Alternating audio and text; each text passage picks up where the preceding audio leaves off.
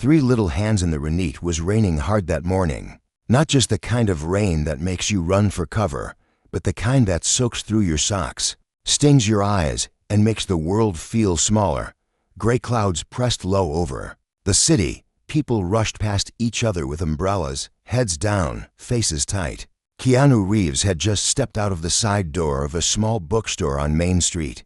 No cameras, no bodyguards, just him wearing a black hoodie, holding a paper bag with two second-hand novels inside. He didn't expect to see them. Three small children. No coats. Barefoot. Standing on the wet pavement, holding hands. They couldn't have been more than 6 years old. Triplets. A boy and 2 girls.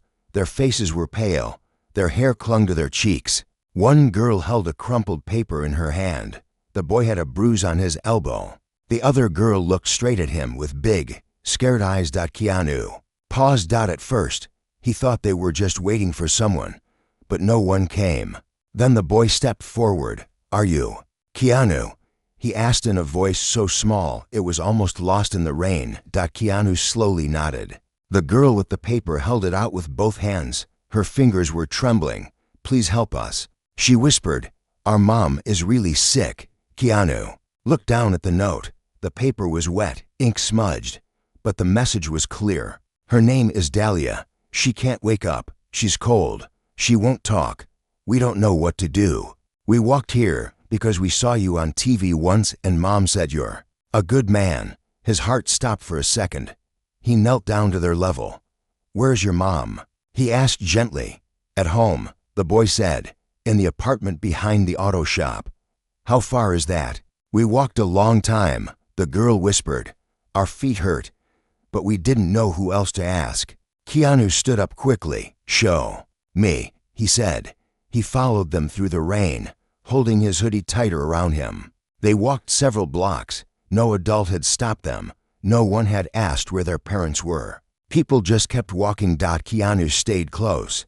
His heart was racing now, not because he was scared for himself, but because something in those children's faces felt like a cry no one else had heard.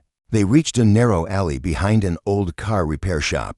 The windows were fogged. A staircase led up the back to a single wooden door. The paint was peeling. The railing was broken.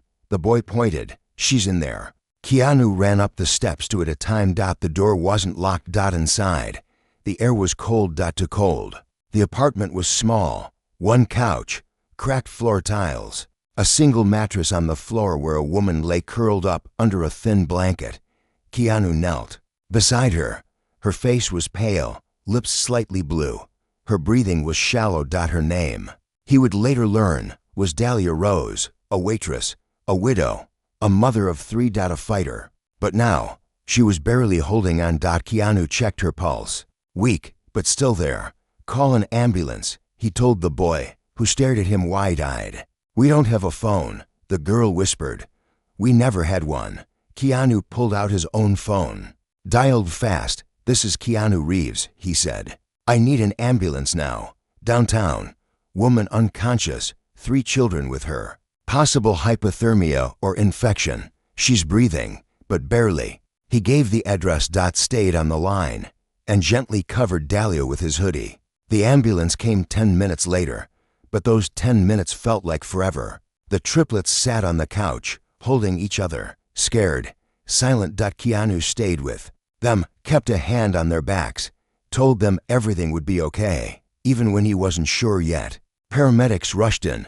They worked quickly, checked vitals, loaded Dahlia onto a stretcher. One of them turned to Keanu.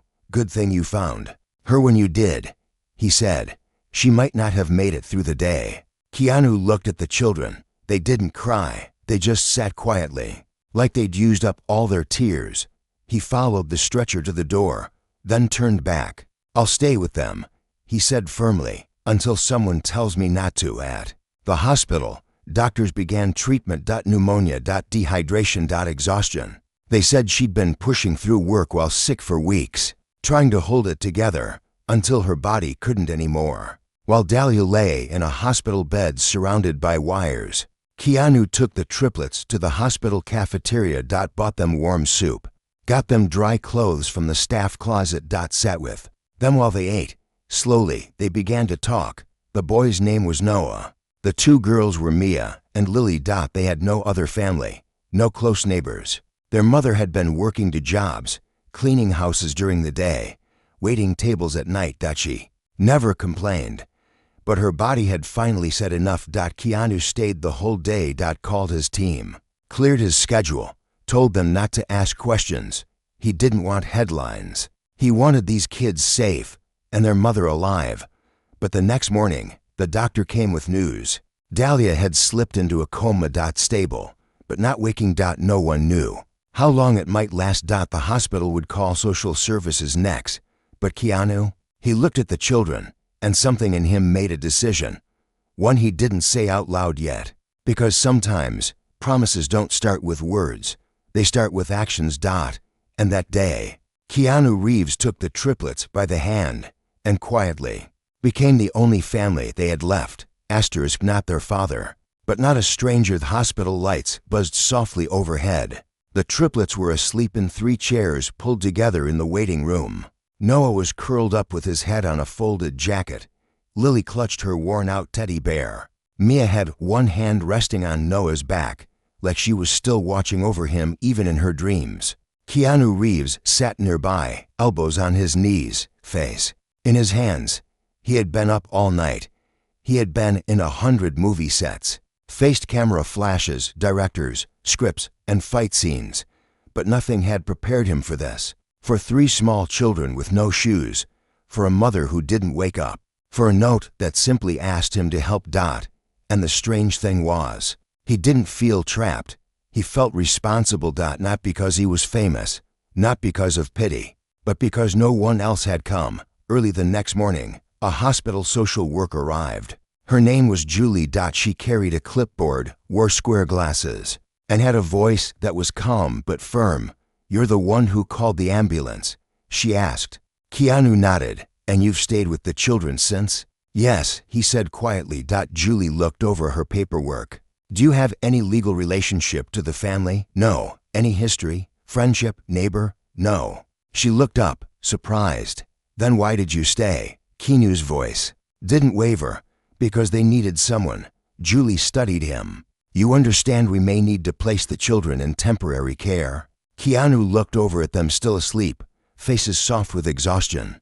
"They just lost their entire world." He said softly, "Let's not take more from them if we don't have to." Julie was professional, but not cold. She saw the way the triplets clung to him when they woke up, the way Mia reached for his hand before opening her eyes, the way Noah listened carefully whenever Keanu spoke. It wasn't just comfort. It was trust. Real trust. Built in 24 hours. "I can try to delay placement," Julie said later, "if you're willing to be listed as their temporary guardian." Keanu nodded. "I'll do it." She raised an eyebrow. "You understand what that means?" "Yes, it's not for the cameras, is it?" He almost smiled. "I didn't even tell them who I am." And that was true. To the children, he was just Keanu. Not the actor. Not the name. Just the man who showed up. That day, paperwork was filed. Emergency guardianship was granted. Keanu signed the forms without hesitation. He used his full name, but not his fame. They left the hospital in silence. The triplets sat in the back of a simple black SUV, not a limo, not a set car, just a quiet ride Keanu had arranged. He didn't take them to a mansion. He took them to his small house in the canyon. Modest, quiet, filled with books and soft blankets. They looked around, unsure at first. Mia stepped inside and whispered, "Is it okay if we sit on the couch?" Keanu nodded. "You can sit anywhere you like." Noah stood at the doorway for a long time. "Do you think Mom is going to wake up?" Keanu knelt down to his level. "I hope so," he said honestly. "But no matter what happens, you're not alone." Noah nodded slowly, then stepped inside. The days that followed were filled with new rhythms. Keanu cooked simple meals. He found 3 small toothbrushes. He showed them how to feed the birds in his backyard. They watched old cartoons together. He made them laugh once, and he remembered how good that felt. But there were hard moments, nightmares, questions he couldn't answer. Will Mom remember us? What if she forgets? Are we going to be taken away? He never lied. But he always said the same thing, "I'm here. I'm not leaving. And somehow, that was enough. For now. One night, Lily came into the living room while he was reading. She held her teddy bear upside down. You're not like most grown-ups, she said. Keanu looked up. Why? Do you say that? Because you don't talk like a hero. But you act like one. He closed his book. I'm not a hero. She climbed onto the couch beside him. Mom said heroes don't wear capes, they just stay. Even when it's hard. Keanu said nothing. But later that night, he cried alone in the kitchen. Quietly. Not because he was sad, but because he knew this wasn't just kindness anymore. This was family. Even if no one had said it yet. But while Keanu and the children built a fragile little world of warmth and trust, something was happening behind the scenes. A reporter had caught wind of a strange hospital visit. A photo had been taken through the glass. And though Keanu had tried to keep the story private, by the end of the week, the headline hit the internet. Keanu Reeves takes in sick woman's triplets, real-life hero or publicity stunt. And just like that, the world came crashing into the quiet again. Asterisk headlines, cameras, and broken silence. Keanu was in the kitchen making pancakes when he first saw the photo. It had been sent to his phone by a friend. No words, just a single image. It showed him walking down the hospital hallway, Mia holding his hand, Noah walking just behind, Lily clutching her bear. The caption beneath it read, Keanu Reeves saves the day, 3 kids, 1 coma, and 1 unlikely hero. He stared at it. Then put the phone down. In the living room, the triplets were drawing with crayons on the floor. Cartoons played softly in the background. The window was open. Birds chirped outside. But peace never lasts long when the world is watching. By noon, his front gate had reporters outside. By evening, his driveway was blocked with flashbulbs. And by morning, the questions began flooding in. Is this a publicity stunt? Are you adopting these kids? Who is their mother? Why you? Keanu didn't answer. Not because he was hiding. But because some things are too sacred to explain. He turned off his phone, pulled the curtains closed, called the hospital to check on Dahlia. She was still in the coma. Still stable, but still silent. And the children were beginning to notice the change outside. The cameras, the noise. Why are people shouting our names? Noah asked quietly. Keanu knelt beside him. Because they don't understand, he said. Do they think we're bad? Mia asked. Double quotes. No, Keanu said gently. They just don't know the whole story. Are you mad at them? Lily asked. He thought for a moment. I'm not mad, he said. I just wish they would be quiet. That night, things got worse. A stranger threw a letter over the fence. It had hateful words scribbled across the page. You're not their father. Stay out of it. Keanu didn't show the children. But the moment he read those words, he realized this wasn't just about protection anymore.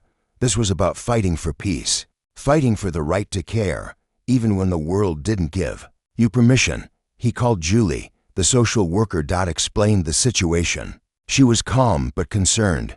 We're getting pressure now, she admitted. Child Services doesn't like media attention. They may push for placement again. Keanu's voice was steady. Then tell them this. They don't have to like me. But if they take these kids from me right now, they'll be breaking something that hasn't even had a chance to fully heal. Julie was quiet.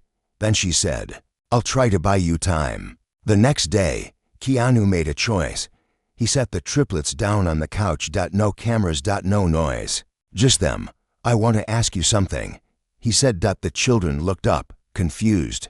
The situation is hard, he said, and I can't promise everything will be easy. But I want to ask how you feel about staying here with me. Not just for now, maybe longer. They didn't answer at first. Mia looked down at her feet. Noah blinked hard. And Lily leaned forward. Do you mean like a real home? Keanu nodded. Double quotes, only if you want it. They looked at each other. Then slowly, each one nodded. Double quotes, we want to stay, Noah said. We want to stay with you. Keanu smiled softly. He didn't hug them. Not yet. He waited until Mia crawled into his lap, until Noah leaned on his shoulder, until Lily rested her head against his arm. And just like that, without fanfare, a promise was made. But the world wasn't done yet. The next morning, a woman in a gray suit arrived at the gate. She was from the state's Child Welfare Department. She had paperwork, authority, and orders. She knocked 3 times. Keanu opened the door, calm but watchful. "Mr. Reeves," she said, "we need to talk." "About what?" he asked. "About the children, about the media attention, and about whether this arrangement is in their best interest." Keanu didn't argue. He led her inside. Let her meet the children. Let her see what breakfast looked like in his home. How Noah helped set the table. How Mia hummed while pouring orange juice. How Lily whispered a prayer before they ate. He watched her expression soften, but still, she was bound by rules. "We'll be conducting an investigation," she said. "You may be required to appear in court. We need to be sure this isn't just temporary." Keanu nodded. "I'll do whatever you ask," he said. "But please, just look at them, not me." The woman looked at the triplets once more and said nothing. That night, Keanu sat alone on the back steps, watching the stars. The triplets were asleep, and the sky above him was wide and dark and quiet. He thought of Dahlia, still in that hospital bed. Still holding on. Still unaware of what had happened. And he made a promise. He whispered to no one, "I'll protect them, as long as you need me to." But someone had heard him, because the next morning his phone rang, and the voice on the other end said, "Dahlia's eyes just opened."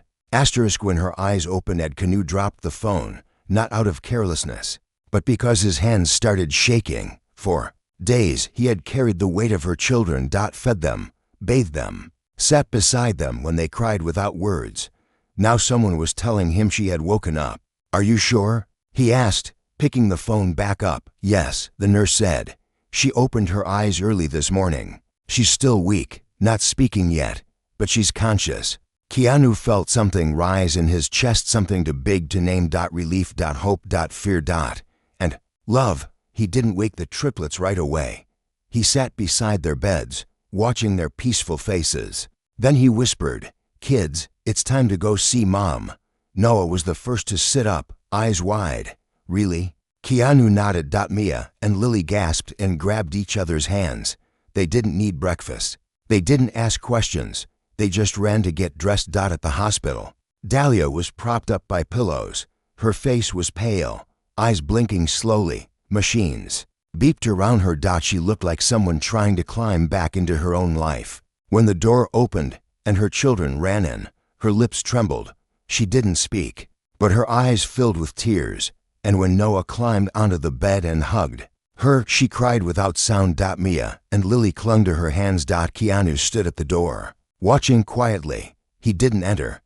He didn't need to. This was their moment, their miracle. He had done his part. He had carried the light long enough for it to reach her again. The doctor came in after a while. "She's not out of danger," he said, "but her mind is intact. Her vitals are stronger. She's responding to familiar voices. She'll need rehab, support, but she has a real chance." Keanu nodded, but something in the doctor's eyes looked cautious. "What is it?" Keanu asked. "You might need to prepare her," the doctor said. "She doesn't know how long she's been under. She doesn't know what happened to the kids, or that you've been the one caring for them." Keanu looked down. "Then I'll tell her the truth." Later that evening, when the triplets had fallen asleep in the hospital waiting room, Keanu walked into Dahlia's room alone. She was awake, sipping water from a straw. Her eyes followed him quietly. Her lips parted. "Are you real?" she whispered. Keanu smiled softly. "Sometimes," he said. She blinked slowly. You were on TV, don't worry," he said. "I'm not here for that." She tried to sit up straighter, winced. "My kids?" she asked. "They're okay," he said gently. "They found me in the rain, walked all the way. I called the ambulance, stayed with them. They've been living at my place since." Her eyes filled. "I'm sorry," she whispered. I didn't want them to see me like that. They saw you fight." He said, "They saw you." "Hold on." She turned her face to the side. "Ashamed. Double quotes. I should have asked for help sooner," she said. "I was trying so hard to keep everything going." He nodded. Double quotes. "Sometimes," he said softly, "we don't fall because we're weak. We fall because we've been strong for too long." She looked back at him. Why did you help? Because. They asked. A silence settled. Not uncomfortable. Just honest. I'm glad they found you, she said. Me too. In the days that followed, Dahlia grew stronger. The children visited daily. She began to speak more, eat more, smile more. But something weighed heavy on her. Keanu could see it in her eyes. One afternoon, as they sat in the hospital garden, she turned to him. They don't belong with you, she said gently. They're mine. Keanu looked at her. I know, but she paused. They love you. He didn't speak, because he had no answer for that. She reached into her hospital bag and pulled out something small, a crumpled, water-stained note, the same one Mia had handed him in the rain. They told me how you found them, she said. How? You carried them home. How you stayed. She took a deep breath. I don't know how to say thank you for something like that. You don't have to, Keanu said. But she wasn't done. When I get out of here, she said slowly, they'll come home. I'll be their mom again. You never stop being their mom. She smiled faintly. But if it's okay with you, I'd like them to keep seeing you. His heart stopped for a second. Not as a visitor, she added, as family. He blinked. Family, yes, she said. They don't need more pain. They need more love. And you gave it to them when they had nothing. For a moment, Keanu didn't speak. Then he reached over and gently placed his hand on hers. I'll never leave them, he whispered. Not unless you ask me to. And she didn't. Not that day. Not ever. But while the world outside had started to forget the headlines, someone hadn't. Someone who knew Dahlia from her past. Someone who had once made a mistake he never got the chance to fix. And now he was coming back into her life. With a story of his own.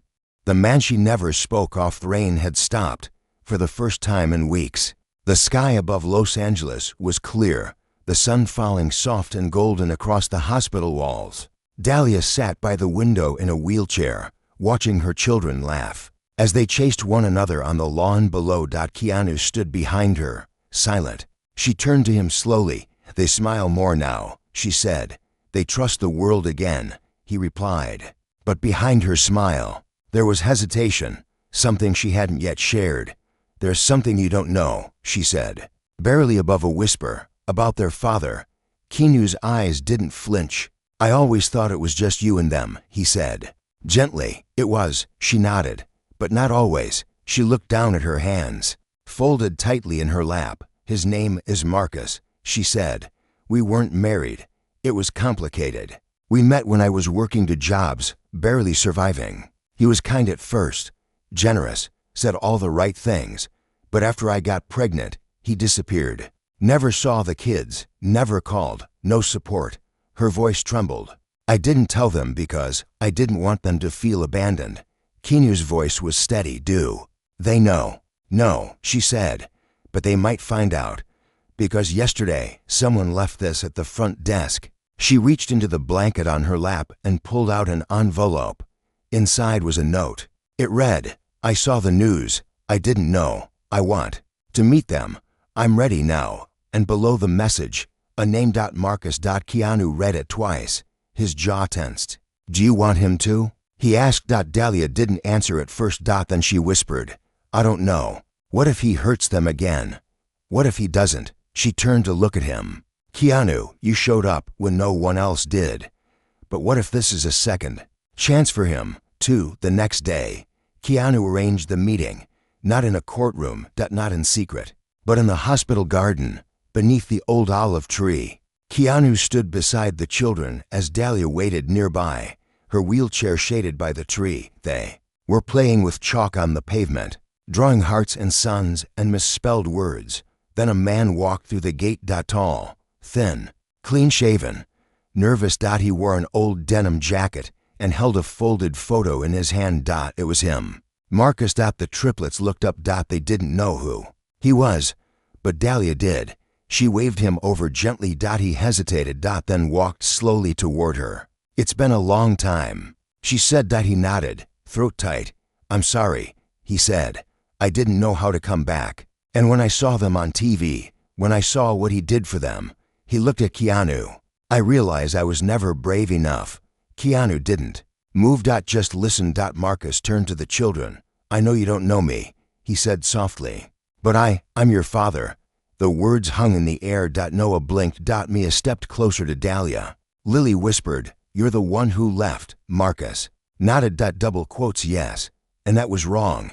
I don't expect you to forgive me. But I want you to know, I'm not running anymore. Keanu watched the moment unfold like glass slowly cracking. Delicate, dangerous, real. But then something surprising happened.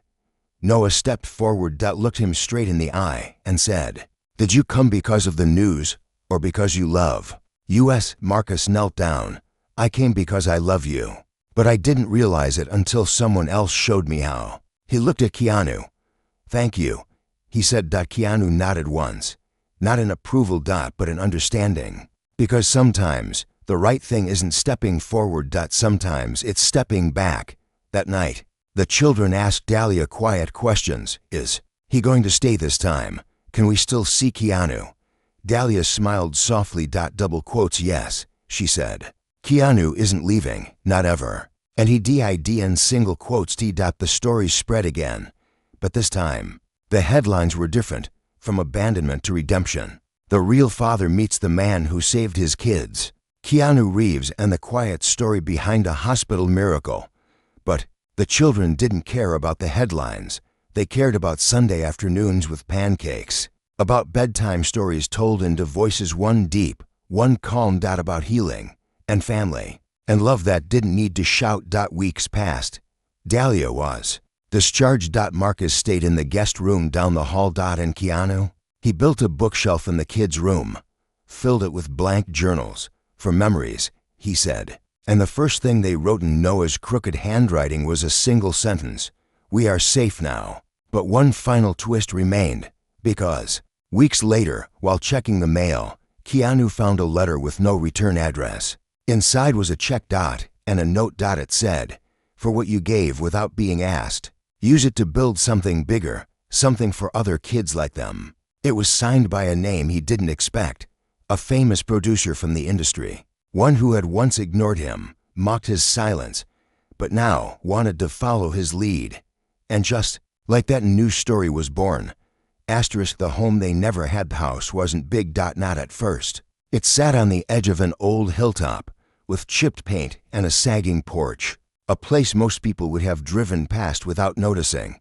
But Keanu saw something different. He stood on the cracked driveway with the triplets, a blueprint rolled under one arm, and the wind gently tossing their hair. This is the spot, he said quietly. Noah squinted. It doesn't look like much. Keanu smiled. It will. Lily looked up. Is this going to be our new house? Keanu knelt beside them. Not just yours, he said. A place for kids like you. Ones who were scared, ones who were forgotten, ones who just needed someone to stay. Mia blinked. A home. Keanu nodded. Double quotes yes, a real one. The money had come unexpectedly, but it didn't feel like charity. It felt like a seed. Keanu met with Dahlia and Marcus. He showed them the check, the plans, the vision. They all agreed. This wasn't just about their family anymore, that it was about building something lasting. Something that would outlive the headlines. 3 months later, the renovations began. Workers came. Volunteers helped. Walls were painted. Bookshelves were built. A small playground was added in the back, with a treehouse and tire swing. They called it the Ember House, named after Dahlia's favorite word. An ember never goes out, she said. It just waits for someone to notice it. The first kids arrived in early spring. To sisters who had lost their parents in a car crash, a boy who hadn't spoken in weeks after his foster home burned down, a girl who carried a broken doll and a tighter heart, and Keanu, he was there for every welcome. He didn't play the hero. He just showed up. Served pancakes, read bedtime stories, repaired broken toys, and listened. One day, a news crew came to interview him. They set up lights. Put a microphone on his shirt. Asked questions like, why are you doing this? What does it feel like to be a hero? Keanu looked at them, then at the kids playing in the backyard. I'm not a hero, he said. I'm just someone who answered a question. The reporter raised a brow. What question? He smiled. Will you help us? The interview aired. but what mattered more were the letters that followed. Letters from children, from parents. From nurses, teachers, strangers. Some sent toys. Others sent drawings. Some sent money. But the most important thing was what came next. Hope. The Ember House became more than a place. It became a movement. In cities across the country, people began building their own Ember homes, quiet spaces for children who had fallen through the cracks. And it all started with 3 kids, standing in the rain, holding a crumpled note, and a man who listened. On the 1-year anniversary, the Triplets gathered around a tree they had planted behind the house. Beneath the soil was a sealed jar. Inside the jar were the original note, a photo of their mom in the hospital bed, a paper pancake drawing, and a letter written by Noah that simply said, "Thank you for not walking away." Keanu placed a hand on their shoulders and said softly, "You didn't give up on me either." As the sun began to set, Dahlia stood beside him. Stronger now, smiling. "I don't think they'll ever forget this," she said. "Me neither," he replied. "But why did you really stay?" she asked. Keanu looked out at the horizon, then at the children chasing fireflies, and he whispered, "Because when they asked me to help, it was the first time in a long time someone believed I could do something good just by being myself." The Ember House still stands. The tire swing still creaks. Children still laugh beneath the olive tree. And on the front gate, carved into wood, are the words, "Someone will always stay. Because of Keanu. Because of Dahlia. Because of love. And because 3 little voices once said, 'Help us,' and someone listened."